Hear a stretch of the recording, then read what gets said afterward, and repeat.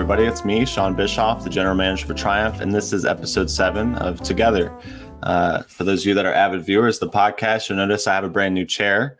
So I want to give a quick shout out to James at Respawn for hooking it up this week. I got to get rid of my old chair. Guys, listen, you got to step your chair game up. You have to, man. If you have a leather chair that makes your ass sweat, or if you maybe, I know some of you guys have a chair that your mom bought you or your mom gave you 3 years ago because she found it in the basement and it kind of looks like Chewbacca, and she was going to throw it out, but you really needed a chair at the time. She said, no, Ma, it's okay. I'll clean it up with some Clorox and it'll be fine. And she's like, okay, honey. And you've been using it and you're kind of embarrassed about it. Step your chair game up. Go to RESPAWNProducts.com. Use code Triumph to get some money off. I'm telling you, it's a worthwhile purchase if you're going to sit on your ass all day at your computer. So with that being said, episode 7, we have a guest today. I don't want to let him hang for too long. Today's guest is Alan Donofrio. Did I say that right? Boom, nailed it. I've never said your last name out loud, man. That's fine. Not a lot of people have. Donofrio. He is, in my opinion, a huge force in the esports casting space. He has had a really good year. I'm really impressed with his work. He is also sort of like the lead community member, I would say, in the North American Challengers scene. So I'm happy to have him on. So without further ado, let's just get in the show. Alan, what's up, buddy? Dude, I could listen to you read ad promo reads like that all day long. It's just like when you started speaking like so casual, I was like, oh, this is going to just be, just get some respawn here, guys. And then all of a sudden we're talking about sweaty ass and Clorox and bleach on chairs. And I just took me completely off guard. I loved it. I'm doing well, man. Thanks for having me on the show. It's a pleasure being here. What kind of jersey you have on? What is that? Chicago Blackhawks jersey. I'm a big hockey fan. This is like their 2015 stadium series jersey that they had. Could represent my boy Jonathan Toews. I'm itching, man. It's December and hockey's not on right now, and I'm just like every day I wake up like real sad, just a little bit sad. It's a weird year for sports, dude. That's for sure. Very weird. Very weird. I never liked hockey, but I always really like hockey jerseys. I think they're like the best looking jerseys in terms of like being able to actually wear them casually and not look like a freak. Like if you try to wear like a basketball jersey out in public, it's a little odd. I don't know. That's fair. I only have, so I went to Indiana for my undergrad. So like, it's like basketball school. So I've got a couple of Indiana basketball jerseys, a little bit more acceptable to wear those around campus considering the state of the team usually every year. But no, it's actually really funny because I'm the same way. Like, I don't know, like if you've been following along, like with the reverse retro jerseys that got announced this year that all the teams are doing. And it's just like, man, if I had more money to spend, I would buy like 8 of them at least. Like, they're so cool. I think they're cool, man. Yeah, man. Look, thanks for coming on the show. Sorry, I'm a little caught off guard today. My lighting's all fucked up. I think my lights broke actually. Anyway, I wanted to get you in this weekend before the Challengers Cup. Obviously, I have to bring that up and kind of date the content because this show is not going to come out until after the weekend. We'll have already. Triumph will have already won the second Challengers Cup by the time this comes out. So we don't talk about Challengers Cup number 2, it's going to be because it hasn't happened yet. So fair enough. One of the first things that I wanted to bring up with you today was that you were involved this week. This wasn't originally what I was going to bring up on the show, actually, but you were involved this week in Breaking Point's top 20 AM list for the Call of Duty Challengers scene. And I wanted to know, like, how involved were you? Did you actually help make that list, or did you just do like the content with it? Yeah, no, I was part of the list. So Novus was the guy that for Breaking Point kind of reached out with the idea initially and put together a panel of, I think it was 7 or 8 people, a couple of coaches, both amateur and a couple of CDL coaches that were very active with the Challenger scene. Number of analysts were also a part of that, again, included the amateur and the CDL space that were very involved with trying to track both. And then you had myself and Infinity from the casting side of things, him from EU, me from North America. And essentially we ranked our top 30 overall players. And then they took averages of everything to get the list of 20. Which is it's always so funny when you try to do content around like the best or like, predictions for teams. Like when it comes down to like last year I did it for finals, like people were like, yo, shit, fill out your bracket. And I was like, I'm going to get flamed so hard because no one's going to be happy. It's just the way it's going to be, unless the team that you pick the team that wins, they're the only team that's really happy at the end of the day. So yeah, it's always really funny doing stuff like that in the challenger space. And the top 20 list globally is literally impossible to do. Like there are so many opinions. Like I had Parasite at number 6 on my list, and there are 2 people that didn't even have him ranked in the top 30. So like it's so wildly different when you try to put a bunch of different people's perspectives onto it to where everyone's voting, because it really just comes down to personal opinion at the end of the day. Like we didn't have LAN events outside of the first 4 weeks. So it's really tough, I think, to get a true representation of who the best 20 players were, not only because we never saw APAC play EU and EU play NA, or, that everything was regionalized. So it's really difficult, I think, to get a full true top 20 list. I think we probably would have been a more accurate depiction of the top 20 if we didn't regionally, but it's a lot. It's a lot of players to go through. So I think we did our best, and I think overall it came out okay. It came out just about as well as I expected it to.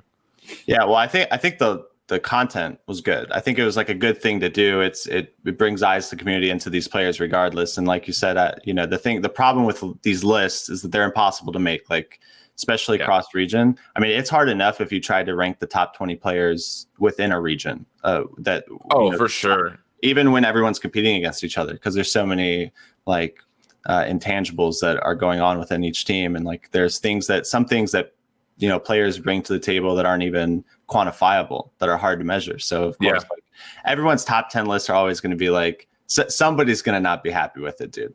So it's okay. I think the reason I bring it up is because it's been sort of a topic in the scene the last few days since it came out.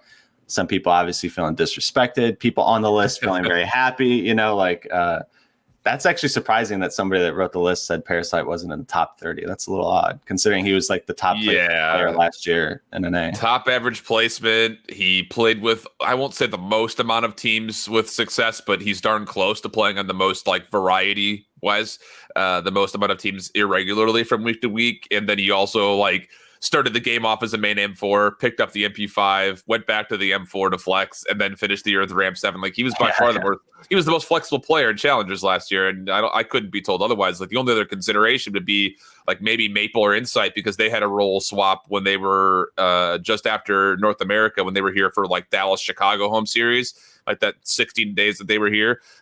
They made a little bit of a role swap, so you could maybe make an argument there, but I still don't think anybody changed around weapons as much as Parasite did, with the amount of times he also changed teams with different players and stayed consistent all the way throughout. Yeah, he was absolutely at least top 6 in my mind. So yeah, I think there's definitely an argument to make him top 6, or at the very least higher than he was in the top 20. But for sure, I mean, the guy, that particular player gets he has a reputation. He's one of the longest active players in the entire scene anyway, but you can't deny the fact that he's successful. He's literally winning. He always somehow puts together a team that wins. And that's another thing behind, if you're going to rank the best players, it's hard to quantify that. You know what I mean? How much do you, out of all the people that put together the list, who values winning more than gun skill, who values stats more than long-term, being with the same team? I don't know. It's different for everyone. And it's also strange because, when we went to 5v5 with Black Ops 4 and Modern Warfare, people were still very heavily relying on individual stats to kind of base a player's performance. They didn't, the team is winning, but they have a 0.7 KD, so they're getting carried. That was kind of the storyline, not that statistic, but that was kind of the storyline with Enable when he played with 100 Thieves during Black Ops 4, was 100 Thieves would be dominating everybody if they just got rid of Enable. It's do you guys realize what Enable does on the map? He literally is sliding in every single break. Every single break, he's the one sliding in first. So the fact that he's even 0.8 is incredible.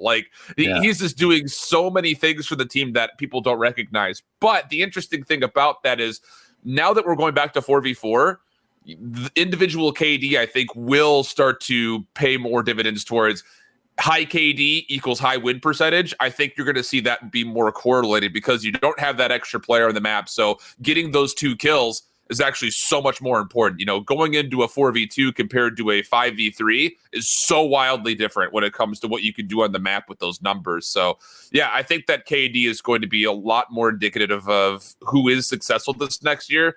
But I still challenge everyone out there to look past that one statistic, because there are so many things that are happening. A guy that's going a 1.0 KD versus the guy that's going 1.5, you would normally sit there and say, oh, the guy that's 1.5 is better. But when that guy who's got the even KD also has 2.5 minutes worth of hill time, that's different, because that means he's trading out his life every single time on a break or a defense, which usually leads more to wins than maybe the guy that's lurking around, not getting hill time and just playing for kills, which, again, both have their pros and cons as far as how that role affects the team's ability to win a game. But they're very, very different, and success looks very different for each of those roles in my mind. So yeah, absolutely. Absolutely. You're 100% right. And anybody that's actually involved and like really follows the game in any game, but in COD specifically in this scenario, they know that's the case, right? Right. And anybody who actually has played on a team understands, like, there are things that you could do on the map that's not just have a high KD. I think people obviously stat chase because, or they value stats because it's like the simplest way to look at the game. It's like the simplest stat to understand who's really good and who's, maybe less good. It's just like boiling the game down, and people definitely overvalue it. And so that's another reason why the list it's impossible to make a list. Yeah, it's absolutely possible. Although this next year, with like the capabilities that we're already seeing in the full scoreboard for Codcaster for Cold War, seeing things like average damage, first blood, sniping kills, objective play, all of those are going to help the conversation more. But even still, it's impossible to come up with that one stat line that, how much do you weight that versus this, compared on their role. It's impossible to fully look at a statistic and I think inherently say who the best is. We have that same conversation like almost every single year when it comes to like MVP of traditional sports. Sometimes the MVP isn't the guy that has the best slugging percentage or on base percentage or 3-point shooting percentage, whatever the statistic is that you're looking for. It's a lot of qualities that have to be weighed against one another, and some of it is not tangible through a statistic. So it's tough to ever come up with those kind of lists. Yeah, 100%. Are you strike? So I want to tell you, and I want to give you an opportunity to talk a little bit more about your casting career, because I'm very interested in how I always find it interesting, how casters go from they start one place and end up in another game or whatever. But the first time I ever heard of you, man, and I don't know if this is disrespectful, because I last year was my first year in Call of Duty. The first time I heard of you was last year in Challengers. You had put together a really rather large spreadsheet of the Challengers players and their stats and their average placements anyway, and all the different teams. And you were just following roster moves and seeds and things of that nature. And I thought it was really impressive, because there are not really a lot of people in COD that do that. There's a couple CDL analysts that have very advanced statistics. You have the CDL stats guys, but nobody's really following the Challengers scene other than you last year really closely. So I wondered, as a caster, as a creator, which seems to be sort of your number one interest, what got you into this analyst work? Are you really interested in statistics and analyzing? I have always been under the thumb of, I want to be so prepared when it comes to things that there's never a moment that'll catch me off guard on a broadcast. That has always been the thing. So I actually started casting a little bit more seriously when I was doing stuff with High Res Studios on their title Paladins. I initially got into that game as a way to practice for Overwatch when Overwatch came out, because I was Overwatch is going to take over. I want to be there. And then I fell in love with Paladins for 3 years. So I ended up never leaving the game and kept casting that. But even then, the two scenes that were mostly focused there were Europe and North America. But every season there was a split championship that was a global LAN. So I would always come into those storybook meetings and lay out, these are the teams from APAC. This is what they've been doing. Here's the team from China. This is what they've been doing. I wanted to be as prepared as possible when it came down to every piece of information that I could find, because even if I use only 10% of the stuff that I actually prepare with, that's 10% of information that maybe 90% of people have no idea on.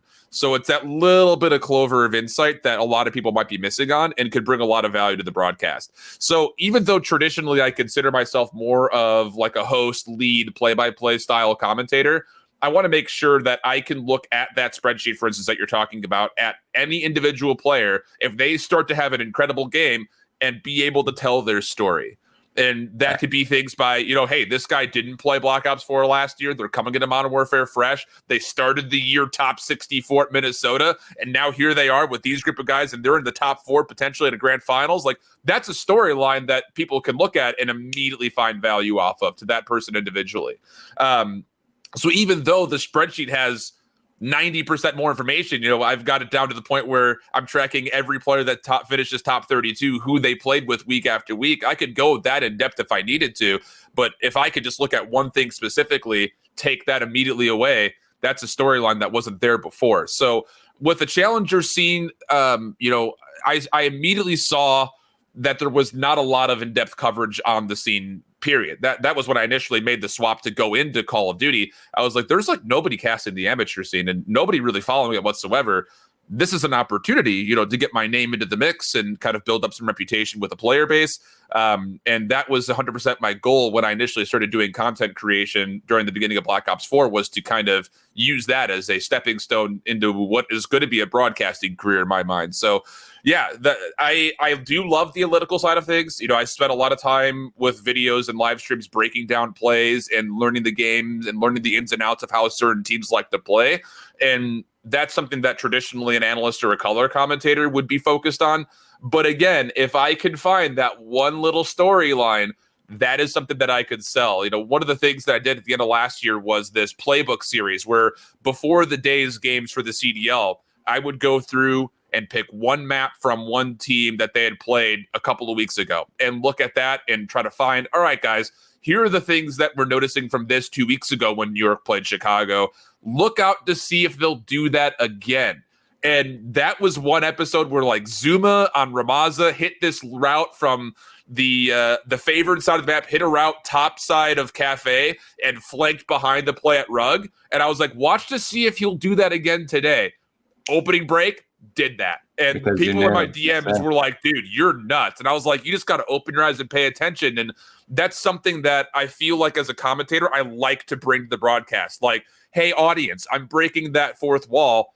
This is what I want you guys to watch. Will this happen? Because then they feel that sense of engagement to where they're not just sitting back, they have it on a second monitor. They might perk up and be like, oh, I'm going to watch that. And then it makes them feel smart too, because they're watching for it and they notice it. So in my mind, that's a way that I love to interact with the audience at large when I'm on a live broadcast. And that preparation leads to my ability to do that in my mind. Yeah, that's actually great. I think that's awesome because there's like this separation between like the casters or the broadcasters and commentators that are that you would consider great, and the ones that are just kind of always, they exist, they talk, they speak words, you know what I mean? They get on camera. And I think that level of preparation is necessary to become a great broadcaster. Like you, as somebody that's telling these people's story, like you do have to understand what's actually going on. Like you have to understand not only what's going on in the game to an extent at a professional level, you have to understand like, you know, why they're hitting out certain spawns or whatever, you know, which is easy enough. And then you have to also understand their story, how they get here, what teams they played on throughout the year, you know, are they on a redemption arc, things of that nature? Because if you don't have that information, like you're just going to be a shit caster. So yeah, the last thing you want to do is throw out some piece of information because you feel like you should, you know, like for instance, if I'm working with a commentator that's talking largely about the EU space, and let's say I don't know much about the EU space, you're going to feel pretty obligated as that second commentator to try to piggyback on some of the points. But if you don't know, you could find yourself in a position to where you want to talk on it and maybe you don't, which makes your second commentator feel like, okay, well, why the hell did I even go into that? You know, I'm trying to have a conversation about this. Or the other front is you try to get involved with it and you end up saying something that's not true. Right. So, you know, that's the thing is my motto is just always prepared, never satisfied. I want to be as prepared as possible. And then every single time I get done with a broadcast, I want to go back and find the things that I could be better at. So that's kind of my motto as far as how I look at things as a commentator's POV. Yeah, no, that's cool, man. It's good to hear from you. One thing that I always thought about you is that you seem to be somebody that's like a really, I don't want to like water it down. You just seem like such a hard worker. Like, I don't know how you find time to do a lot of things that you do. Like I feel like you're always broadcasting, or you're working on some statistical like analysis, or you're doing community engagements. Like you seem very, very, very, very, very busy. And so I find it fascinating, like people like you that are busy all the time. Like, I found it interesting how you use your time. And the working on analytics and actually following the scene extremely closely makes total sense for you as a broadcaster. Yeah, I mean, the work ethic is something that it might seem like I do more than I do. The best thing I could say is time management is so key. Is absolutely so key. And a lot of that comes down to, what is your goal? Whether it's a large, 5-6 months down the road, or what is your goal for the week? How are you going to plan out steps to tackle that? And how could you budget your time? And then if you're trying to fit something in that's not part of that goal, where could you potentially slot that in? So that has always been a big thing for me. And, this is a full-time pursuit for me as an aspiring broadcaster. So I don't have to, to worry about, okay, well, I got to get up at 8 o'clock in the morning, work my 9 to 5, and then also find time to cast. If I'm working 35 hours a week, how am I also going to cast 40 hours a week? You know what I mean? Yeah. Or do content alongside that, or find time to update things like the spreadsheet. So a lot of it is time management. I feel like people look at me like I'm busier than I actually am. Like, I play golf once a week. So like I've got plenty of time on my hand. Golfer on the show, man. Buddy. Absolutely do. I'm getting Lord. Better, but I'll spare you that conversation. But yeah, it's one of those things that, there is a lot that I could do. And there are things that I look back on, with Black Ops 4 specifically. One of my goals was to post 5 days a week on my YouTube channel, and I did not meet that goal. And it came to a point where when I got into Modern Warfare, that was something that I was like, okay, now I have to, make this a regular thing. If I'm going to be posting, it has to be these days. But then something would pop up. It's kind of like when you try to go to the gym and like you go that one time, you're like, all right, I'm feeling good. You go 3, 4, 5 days in a row, but then something comes up and you miss day 6. And you're like, oh, well, I'm still a little sore. I'll miss day 7 as well. And then you come back for that next Monday and you go Monday, Tuesday, but then you can't go Wednesday again. It just like, you starts to fizzle out a little bit. And it just came down to a point where getting into this year, I was like, all right, I got to understand the fact that my YouTube content is not going to be a tactical rab where he's posting every single day. I can't. I don't have the ability to do that. I cast too much. Things will pop up and I have to take that gig. I can't sit there and say, no, oh, shoot, well, now I can't make this video. I have to be very realistic about what I can do during the week and then make sure that I'm aligning my mindset with that. Because there were times during Modern Warfare where I was like legitimately pissed at myself for not having content lined up ahead of time. I just realized that I don't have the time to do that. So I have to really value certain parts. What do I really want to do? And it was CDL recap shows with the Diffuse. It was the podcast with Off the Rip. Those were the two that I wanted to focus on. And then by the end of the year, I was like, I could also do like a pre-prediction show for the CDL. And so those were the 3 types of content that I really enjoyed at the end of Modern Warfare, and the 3 pieces of content that I really want to continue as we get into Cold War. So it takes some evaluation, because when I started the YouTube stuff, I was like, I'm going to post every day. I'm going to try to do everything I can to post every day or 5 days a week at least.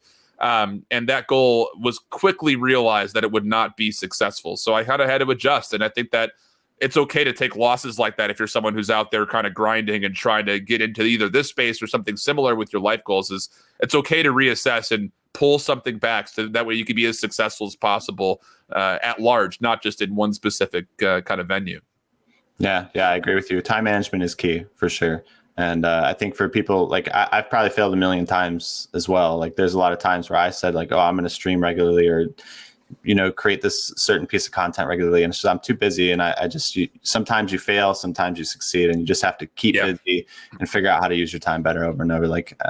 And so, and as we all know, like in esports, we all have to do 10 million different jobs. You know what I mean? Like, so even like yourself going back to what we're talking about, it's like, as a caster, not only do you need to be like a color commentator, but you also need to be an analyst, and you also have to do play-by-play, and you also have to do YouTube content. You also have to do community stuff, and you have to do a lot of different work. I'm curious for you now, Alan. Are you looking to focus mostly on COD? Like it seems like you've kind of fallen into place in the Call of Duty community, but having come from other games and worked in a lot of games, obviously on contract or just for a tournament or two at a time. What led you to COD? How come you're in COD and not some other game? Yeah, so after going back to kind of how I started, I worked for 3 years doing stuff with high res on Paladins. I started to realize that my aspirations were not going to be paved through that venue of working in Paladins. It just was a space that it had potential, but it wasn't growing to the level that it needed to be for me to feel as successful as possible. Not just like financially, but also just professionally. I had certain aspirations that I wanted to meet, and that game just was not going to allow me the opportunity to really kind of push for those aspirations. So after I had left, it was fall of 19. I had started doing stuff was it 18 or 19? I don't remember. It was 18, actually. It was fall of 18. I kind of stayed away. I stepped away from doing Paladins, and I looked at what I was doing and said, okay, what are my goals? What do I want to try to do? And where do I want to be? And the first answer is I want to be in a tier 1 esport. And with the background that I had in Paladins and the investment that I still had in Overwatch, that was where I went first, was doing stuff in Overwatch. So I worked with people at broadcast.gg, an incredible community of aspiring broadcasters, producers, everything. They were just incredible to help me out when it came to trying to take where I was professionally to the next level, not just individually as a, okay, this is your professional pursuit, but me individually as a broadcaster. I got a lot better as a commentator just from sitting around talking with people that were in that space and doing things like VOD reviews and stuff like that. So I did an open division. And then from there, I pretty much did Chinese contenders for the better part of about a year and a half, did some EU trials, stuff like that. And I was really enjoying it. I thought that I was growing a lot as a commentator. I loved the scene. I loved the game. But it got to a point where I also realized that trying to work my way into that space was going to be difficult because of how saturated it was with also like a number of other incredible pieces of talent. And beyond that, a lot of really good content creators that were covering that same kind of tier 2 space. And as I was kind of getting involved with Overwatch, I was also kind of playing Call of Duty for the first time since Call of Duty 4, just kind of casually. I really enjoyed Black Ops 4. I loved the game. I loved grinding it. And then I kind of was doing some research. I was like, whoa, there's actually nobody who's commentating the Call of Duty space outside of a couple of guys in Europe that were the mainstay people that I could find that were doing the open streams. That was Chris Tunn and Bryce. Both of them had been in the space for a long time and are very, very good. But there was like nobody in North America that I could find that was like the go-to guy for, open Call of Duty. And I was like, that's an opportunity. So I started to kind of play both cards a little bit. And then when we got to the summer of 19, just before the summer of 19, I started to build some momentum in Call of Duty and recognize that there is much more of an opportunity to move up the ranks a little bit in Call of Duty right now than there is in Overwatch. And so I spent more of my primary focus on Call of Duty in the middle of 2019. That gave me an opportunity to work with CWL Anaheim with the open bracket there. And then from there on out, I was like, okay, this is the space that I need to be in. I loved the game. I still like, even the titles that have been listed in the last 365 years as being like one of the worst CODs in history, I still love getting on broadcast every single day to cast the game. And I think that said a lot about what I wanted to do in the long run. And so it kind of led to me then stepping away from Overwatch and focusing primarily onto Call of Duty. But I would say right now I'm also kind of playing the Valorant card a little bit as well. That's kind of another focus that I have as a freelance broadcaster. I still have to be looking out for me, financially. And again, it's another game that I really love a lot. I feel very comfortable casting with my current duo. And we found a lot of success with it. So it's a game that I really enjoy. And at this point, I plan on staying freelance and working as much as I can in the spaces that I love until somebody comes to me and says, we want to exclusively bring you on to cover this title. Right. That would be the day that I would stop doing, multiple games, essentially, in my mind. Yeah, I think, it's really interesting to see casters' journeys. Like I remember you being in Overwatch because I worked for years in Overwatch, of course, as everyone knows on the podcast. And I think Chase met you, even our producer met you like years ago in Overwatch. Yeah. And it's always interesting to see people go from game to game and the reasons why. And yeah, like Overwatch in North America had so much talent, man, at the creative side, and so many good people in that space. And they still do. I mean, there's incredible, incredible casters and creators in that space, and COD seems to be liking it. So I think it was a good move for you. I mean, now I would consider you to be, like I said in your intro, as shitty as the intro was, I apologize. Like, you are what I would consider, who I would consider to be like the premier, caster and challengers. And it's not luck either. Obviously, it's because of the work that you put in and the choice you made to focus on filling that void. I suppose as a caster, I guess like staying freelance for a long time makes sense. And I wonder how long it'll take for the CDL to give you an email, reach out to you. I mean, it's the first thing that I always go back to is, there's never an instance where an individual finds success individually. So like with that, like doing stuff in the challenger space is made easier by the people that that are also similarly aligned as far as what their goals are, their work ethic is, and what their passion looks like, how hot that fire burns. So like people like Visions and Proper in the North American space, Infinity and Ton in the EU space, we stay very close connected to one another because we trust how each other works and we know what our goals are and how we're trying to pave that path. It only makes sense to try to take that journey together. So I try to work with as many people as possible when their goals and their work ethic is aligned where mine currently is. And that's led to, the success that we had. The Challengers Cup stream that you mentioned, it surprised the heck out of me that we broke as many viewers as we did, like 4,600 viewers. When we did this same stream last year, we had like 400 at best. So that blew us away. But it never at any point was that just done by me. That was a team of people. So that's, I think, one of the more important things as well, is that you can never just go it alone. You always want to try to surround yourself with success, and success will come. So, as far as, CDL stuff is concerned, obviously that's my goal, right?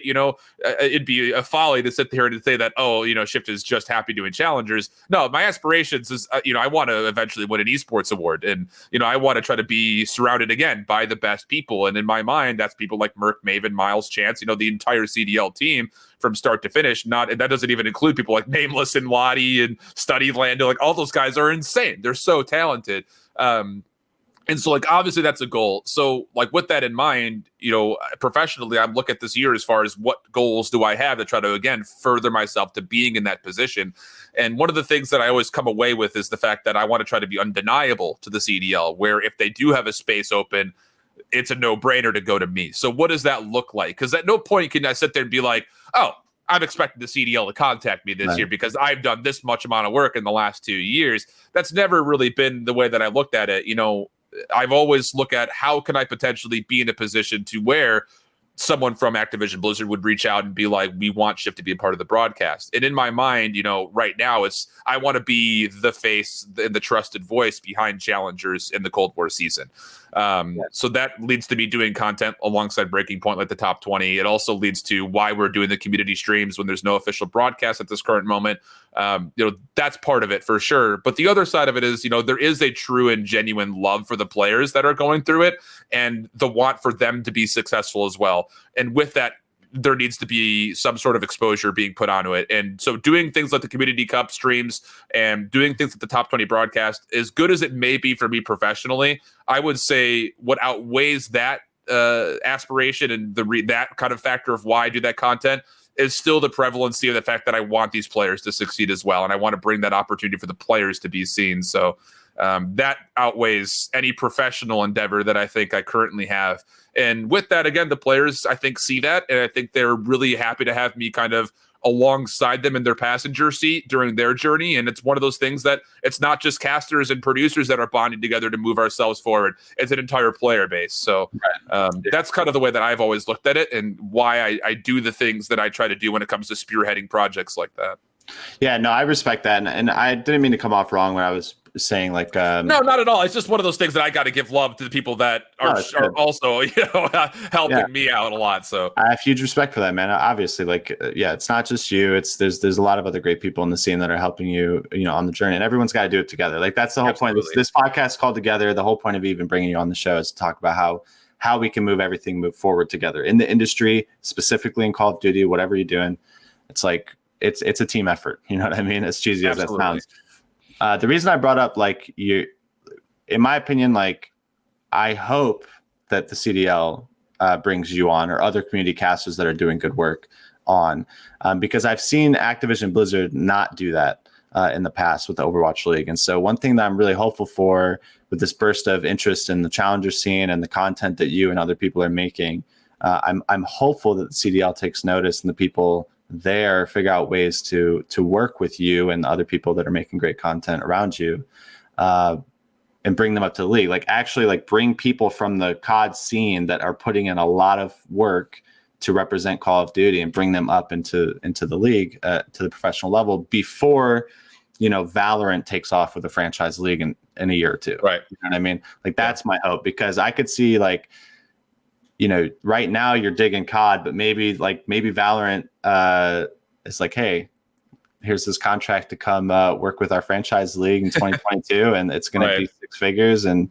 you know, you're going to leave, and then that's how COD will lose great people as that happens. So I'm just hopeful that, you know, you get a call sooner rather than later, because I think that the work that you're putting on kind of speaks for itself. And I don't think that the viewership that you got in the week 1 Challengers Cup coverage was a fluke. You know, like, I think like the team that's putting together all this coverage, you and your cabal that are putting together all this coverage, it's paying off. Like, I really think as long as you keep it up, it's going to be great. And it's beautiful. I love it. Yeah, we hope so. And again, the whole aim is to put on the best show that we possibly can. But, you know, with that in mind, there's something to be said, and this doesn't just exist in esports, but it exists in traditional sports as well, that we don't really hear the stories maybe as much about, you know, who is now the next person on the NFL analyst desk, and are they the most qualified person? You know, the package is an entertainment package first. So there are different goals that those broadcast and production studios may have, not just talking about, you know, Call of Duty, but also things like Valorant. Rocket League's another big one right now. That's, again, bringing in a lot of very diverse personalities, and that is a lot of strength, I think, to why Rocket League has been as big as it has, is the fact that they are a very, very strong entertainment package. It has everything for any person ever. And the one thing that I will say, you know, as a commentator, I have a lot of things that I have to work on. And as much as the hardcore community might think that, oh, well, Shift may know the most, or he does the best job of depicting what's happening in the map live, there is a casual viewer base that also has to be able to respond to what I bring on camera. So there are always things that can be molded, adjusted, and learned. And it's more than just, you know, knowing the in-depth details of a player's story, or going back and looking, oh, in week 1, this team was known for doing this, but here in week 3, they're doing this. Like, that information is really cool to the 10% of the in-depth community knowledge, the competitive community, but there is still 90% of the viewer base that just got an email saying, hey, the professional Call of Duty is live, and it could be their first time watching it. So there are different things that have to be made aware. So yeah, there are definitely things that I continue to evaluate and continue to try to work on to try to be as well-rounded as possible. And a lot of that does come from being inspired by what you see, you know, when Clint starts to talk about his tacos. You know, some people may hate the fact that he does that, but there is a reason why he's an esports award recipient and is being the best commentator of the year, and why he is the face of Call of Duty. And it's moments like that he could be real and he could be a human, and people that may have never watched Call of Duty before learn to love that personality.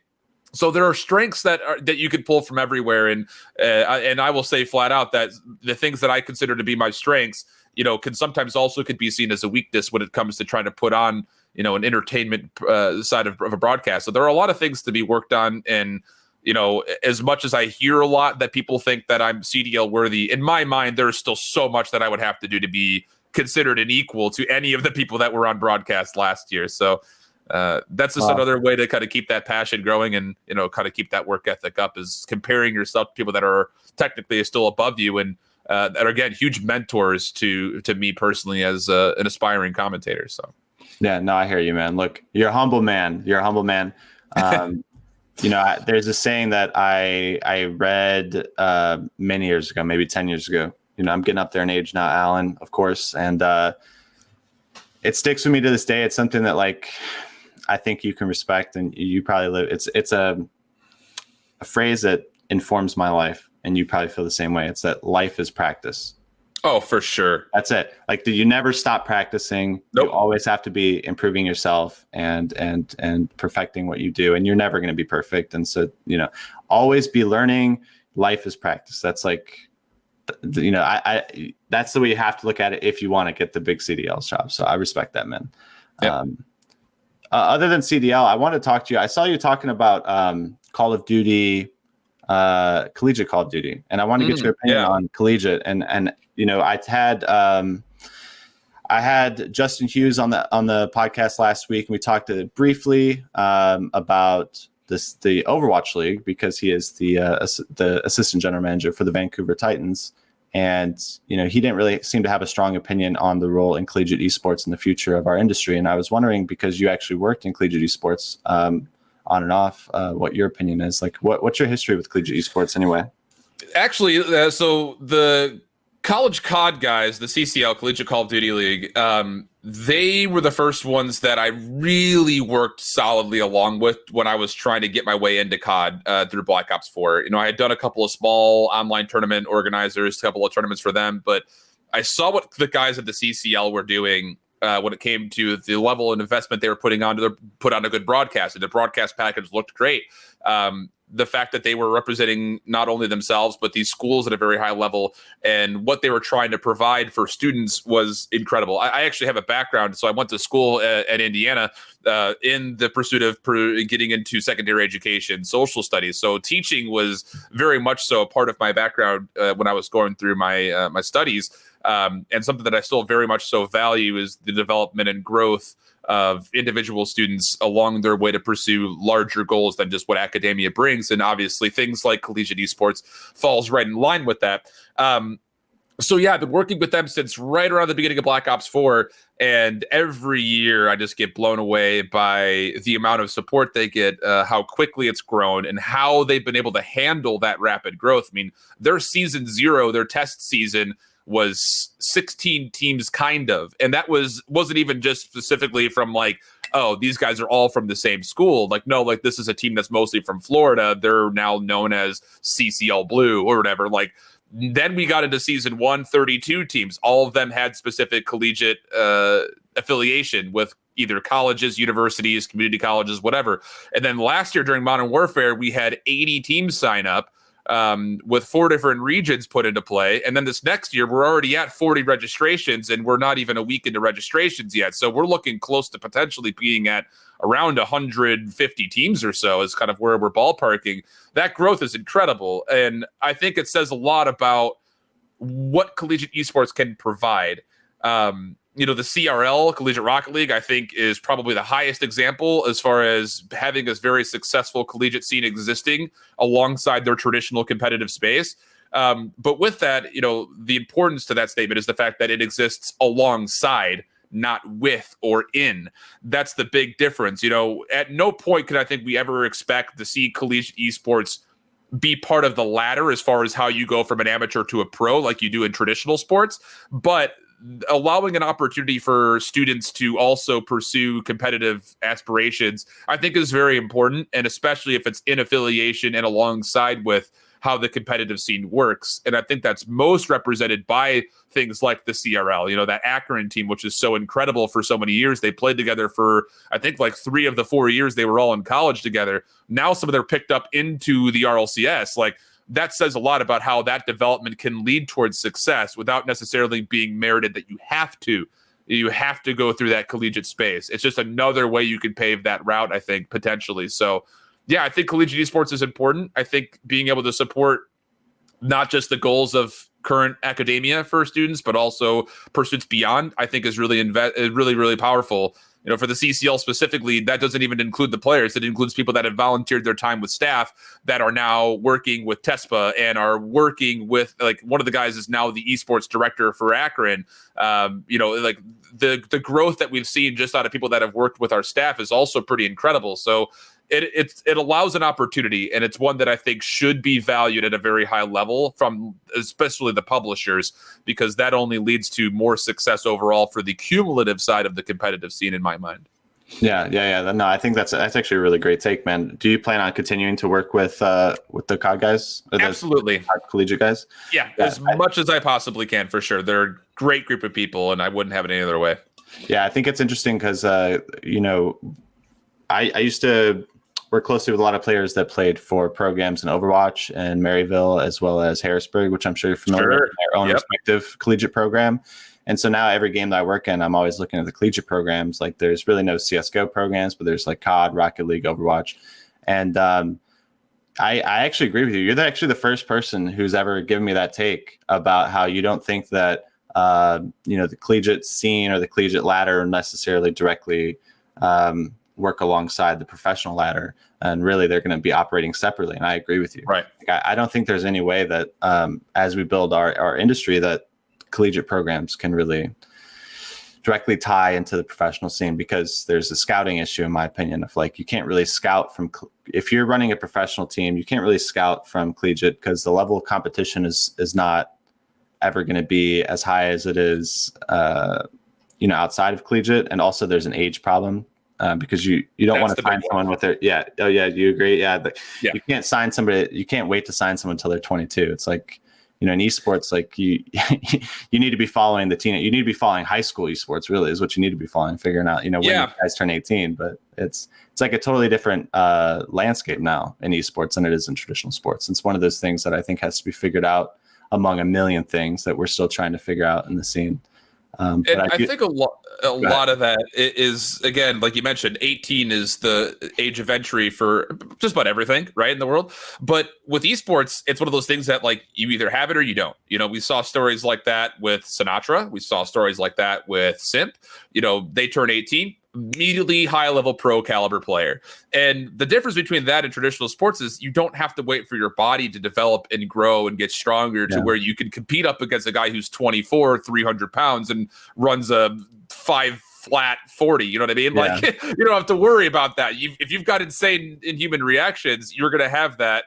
And yeah, there is something to be said about developing a mindset as far as how you prepare for matches at a high level and get some competitive experience. Like, that is important, but it's not nearly the point where you need to spend 4 years lifting weights every single day and also learning in-depth, team-based strategy when it comes to things like a playbook for football or basketball, or whatever it happens to be.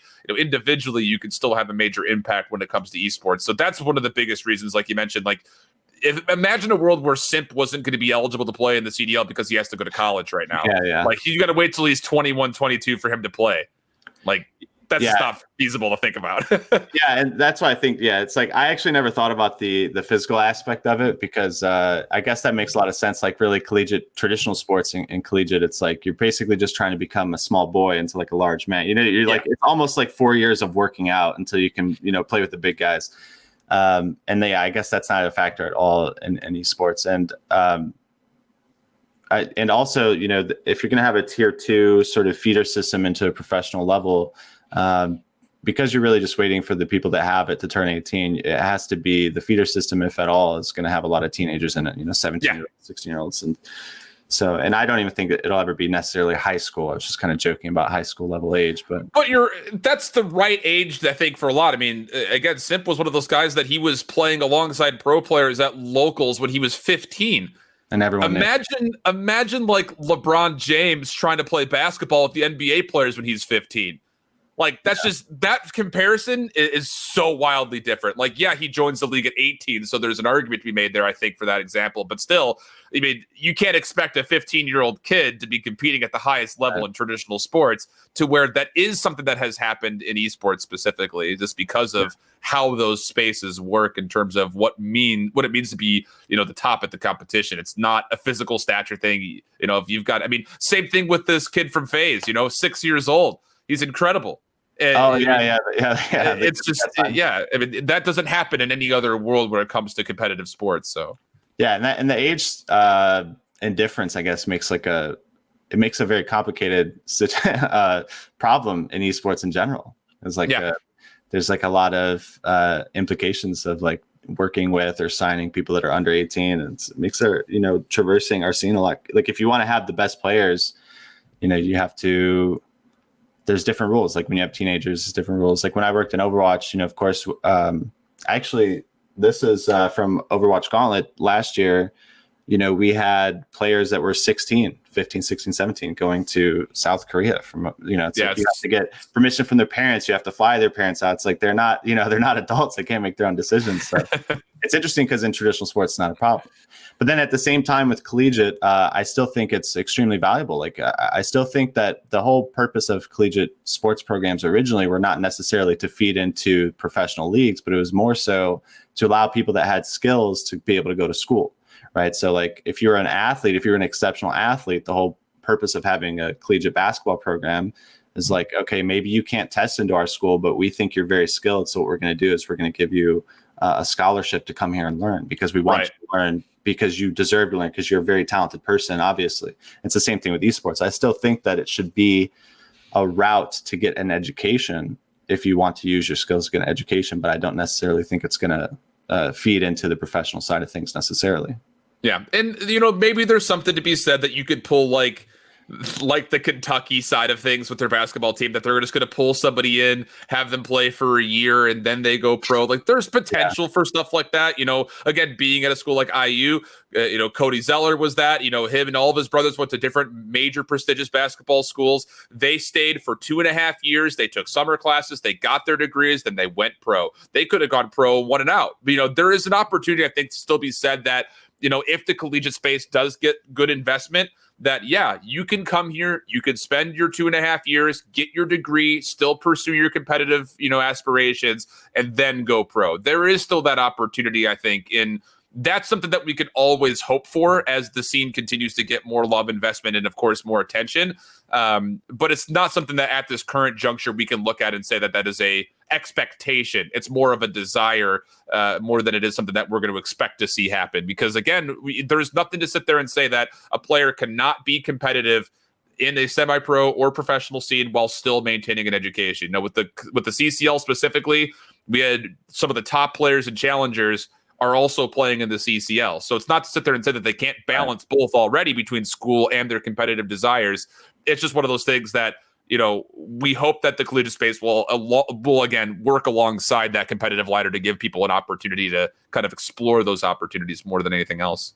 Yeah. And look, school's not a total charity, right? So like they're obviously not at all. You bring up Kentucky. So of course schools will want to recruit the best players in the world or like the best, recruits to have the best team in their collegiate programs in order to have the most recognition to get more people to sign up to come to their school. I mean, that's just how it is. It's how it is in traditional sports as well. It's like you want to have a high prestige and be known for your great athletic program so that kids will come to your school and enroll or whatever. And alongside that, like you're saying, of course, there are going to be plenty of players that can also still go professionally play after school. But I just don't think that it can be tied in where like one thing that I talked to the CDL about actually in this off season was a draft. Because I think that the CDL needs a draft long term if it wants to succeed. And it doesn't necessarily have to be exactly like the way that we look at traditional sports drafts where every team has to pick 5 players every season or something. But I think the draft is necessary to cycle in talent. And so I don't think that like once the CDL puts in a draft, I don't think they have to necessarily draft from college. We have to figure out a different system where to draft players from under what, probably draft them from challengers or whatever. But anyway, as a collegiate player, you can still go professional if you're good enough. Right. And I think Maryville showed that. I don't know if you follow Maryville at all. Absolutely. No. And like you mentioned, Harrisburg as well. Both of those schools incredible at their collegiate programs competitively. Yeah, their League of Legends program at Maryville was literally a top 5 NA team. Like straight up as a professional team. And they had people signed at a professional level, which I assume netted, the program money, and it's a positive in general. Yeah. What were you going to say about draft? What's your opinion on a CDL draft? It's never going to work. It's never going to work. The problem about it is there's just not enough space to fill.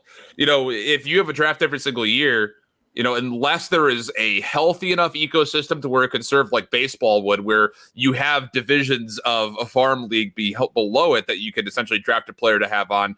It's just there's not enough spaces to fill right now with how many players that are out there. I mean, imagine 5 years down the road, we'll say 3 rounds worth of draft. You're drafting 3 players every single year. It's just by 5 years down the road, like, what are you going to do with those 15 players when no one has retired yet, or maybe only a couple of people have retired yet? I just don't think a draft is financially equitable for a lot of the pro teams, that even still, like, the idea of them adding on an academy team just for challengers is a pretty huge upkeep for them when it comes to things like support staff, let alone the facility. And then beyond that, just paying the players, a base rate of, we'll say $50K, because league minimum right now. That's just something that I think financially is not reasonable for these ownerships to be taking on. But it's just one of those things that if there is a healthy enough overall farm system, whether it's something like Challengers Elite, or if it's something like Contenders and Overwatch, or if there's things like the Combine that you see with the scouting grounds that League of Legends use, that's the opportunity at large. And I think trying to stifle players from being able to pursue their own things, it could be really taxing, not just on the organizations, but also on the players, to where you have instances where, like, okay, you're one of our substitutes now for this year, but we don't have anywhere for you to play. Then they lose value. So I don't know. I just don't think a draft will ever be in a position to work, because that also includes things like, will there then be a more strict salary cap for teams to where they have to now work the draft around? Because there's a whole ecosystem around how drafting works with picks and all that stuff with trades. And yeah, I don't know. I think that if there is going to be a draft, we're a long way away from having that. We need a lot more teams. There has to be a lot more of an ecosystem below the pro scene. I think we're really far away from that consideration in my mind. I don't think we're that far away. I think there's a lot of details that have to be worked out. But I really do believe, and maybe over time you'll come to the light side. Like, I really do believe that it's necessary for the league to succeed long term. I mean, I watched the Overwatch League has completely succumbed to not having a proper path to pro and a path to development. Because if you don't, the problem with this franchise league is, like, there's no merit necessarily to getting picked up. And I know we see people in the community all the time. Every single time somebody gets signed to a CDL team, you hear, oh, it's the friendship league, or this is bullshit. And I have experience just in the first year of the CDL where, like, we had the best team in NA, at the very least by the end of the season, we had the best team in NA, right? We won 4 events all year. We won challenges. Mm-hmm. You have Team War, who's Kevin, obviously is a friend of yours. I know you know Kevin. Their team won an EU. Between our two teams that were the 2 best teams in the world, hypothetically, and you can even throw Renegades into the bunch, nobody got signed. So how does that, like, the thing is like, that is not an isolated incident. Like, this will continue to happen. The only way to bring new people into the league consistently in a fair manner is to have a mandatory draft. Now, that doesn't mean that has to be exactly like, and again, this would be, I could literally talk about this for hours, dude. There's no way we're going to cover this. I was about to say, yeah. but just like something to think about is, like, the way I look at it, man, is if we don't have a draft, then there will be players constantly getting left out who are arguably maybe like literally the best player in challengers will win challengers every single season or be a top 2 placement every single season and not get drafted, and they will lose faith entirely, and then might never go pro. And you'll have the same tired old competition in the CDL, the players that have been in there for 10 years and they're 35 and they can't shoot back, and they're just sitting in the league because there's no competition for their spot because the head coach is their best friend. You have to have like a mandatory moving people up by some sort of merit. Otherwise the league will suffer long-term. And the league what will happen is the tier 2 scene will die because there's no merit to actually competing in the tier 2 scene. This is what's happened in North American Overwatch. And then because the players aren't actually developing, the league will die because there's no incentive for organizations to actually like sign players to high contracts and build good teams and win in challengers. There will not be organizations in challengers. The scene will die and the league will suffer severely, maybe to the point of dying or having to change entirely. I have a completely opposite mindset. I mean, this is not a great year to, I think, try to throw that stance together fair. Because we went from 5v5 to 4v4 with no expansion. So we already lost 48 pro players to now the challengers scene at large, at least.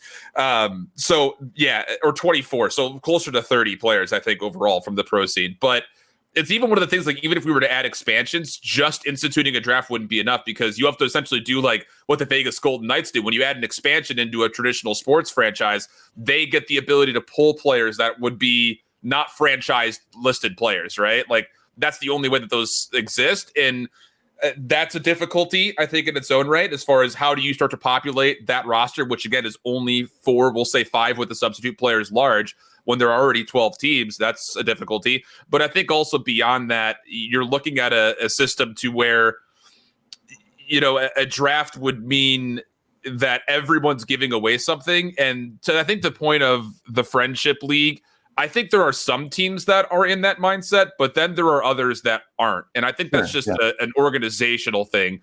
And, we saw teams like Florida last year, LAG, Seattle, they all had to pull from the challenger scene to try to fix some of their problems. So, the Atlantas, the Dallases, the Chicagos, they don't need that. They have a solid group of people. They've got talented people, and maybe they're not the best overall, but they're in a recipe that works. And for the players and teams that try to do the friendship thing and that recipe doesn't work, eventually the ownership will force a change to happen. So I think that there is still possibilities. It is definitely strange to have players that have been successful in the open or challenger space not have an opportunity even going into this year. But at the same point, I don't think that that's going to be the case for long, simply because of the impending idea of expansions. And now we're starting to see a pretty good number of players consider, or if not execute, on retirement. So there's going to be a needed demand for that. And I think that trying to solve it by way of a draft might be like dropping a nuke on a small conflict, if that makes sense. I don't think like the implementation of a draft would necessarily have to be something that totally changes the landscape and is bad. It literally, having a draft would be positive. Like, there are a million ways you do it positively. However, I will admit this year is not a good way to measure whether or not a draft is necessary. It's 1 year. It's even if it wasn't a year marked by COVID and ruined by COVID and no expansion. Sure. Even if the league went successfully, I don't think you can base that decision of like changing the format and having a draft to be off of one season, even if it's a successful season. It'd be interesting too, because like in my mind, if there were expansions this next year, you're going to get what the Vancouver Titans did. You're going to get an ownership that comes in and say, who's the best next team for us to pick up? And you're going to get your Triumphs, your Team Wars, and people from Renegades to be considered at a much higher level, to where Team War is the best team in Europe, and we're starting a franchise in Berlin. Buy Team War. That's what we're doing. If there was good management behind those organizations, I think that like what part of the problem in the CDL anyway is because the management of people that came in with VCs that have never managed a team before. But my point is, like, yeah, sure, you can't really base the needing a draft off this last season. That's fair, and certainly like there is a lot of thought to be done around like what would a draft look like, because you obviously couldn't force organization owners or teams to draft like and kick players off their team. That's not fair, and you don't want to force their hand to have an extra $100,000 of costs just because like it's a rule or something. But I think like to promote healthy competition, to promote a cycle of talent, to make the league better long term, it's going to be absolutely necessary. One step that they did make when we had this conversation early on in the offseason was that they did move forward. The league, did move forward with the Challenger Scouting Series next week, which should be pretty interesting. And I think that's a good sort of like middle ground between having a draft and increasing exposure on top AM players. It's a combine for all intents and purposes. Right. Yeah. Right. And having a combine is positive, but again, the combine can only be really measured by like how much attention is being paid by the GMs, like the head coaches and the GMs, are they just showing up because they don't want to get fined, or do they really like want to scout talent, Yeah, the players have the similar mindset too. When I was talking with people like Exotic and Royalty and Zaptius, they were all like, yeah, we're planning on taking it as seriously as the teams give us mindset that they're taking it. If they're treating it like a joke, it's not going to have a lot of value for us. But if they come out and they're treating it seriously, it's going to provide a lot of opportunity for us. So yeah, I think the players are similarly statured when it comes to their POV on it as well. I'm excited for it. I'm really interested to see what they're going to do. And then of course you got the elite season, which is again the biggest spotlight that I think any non-professional player has ever had the opportunity to take advantage of. So it's going to be interesting to see how all of that leads to potential, again, like you mentioned, path to pro. Yeah, it's going to be an interesting year. Look, man, that hour flew by really fast, dude. So I don't know how to my lighting, but I guess we'll just call it there. Man, it was nice to meet you and talk to you about COD a little bit. I really am impressed, man. I really appreciate the insight on your career. It kind of motivated me a little bit, man. I'm not going to lie. So good. Thanks for having me on, dude. It's a pleasure. I'm glad that we had a chance to do this after kind of circling around each other for like the last 2 years. yeah, 100%. Like we'll have more conversations for sure, and you can come on anytime. I know you have a tournament to cast, so I'll let you go. But before we go, is there anything you want to plug? Anything you're working on that you want people to check out? Not anything in particular. Again, all my socials are at IHOLDSHIFT if you want to follow along. But I'll just say this much, with how many negative things have hit us this last year, I just hope that everyone out there is taking this holiday season to assess, where they are as an individual alongside their friends, their family, their loved ones, and make sure you're just treating people nicely, man. Losing Pharaoh earlier this year was a catastrophic loss. Such a good kid with so much potential ahead of him. And the one thing that I think the college scene kind of relates with on a negative side is the fact that people don't treat each other online as well as they possibly could. So just be nice to one another, love each other, and hope everyone has a safe and wonderful holiday season, including you and Syfe, of course, as well. Thanks, man. And look, it's a beautiful message from a wise man. I appreciate your time today, man.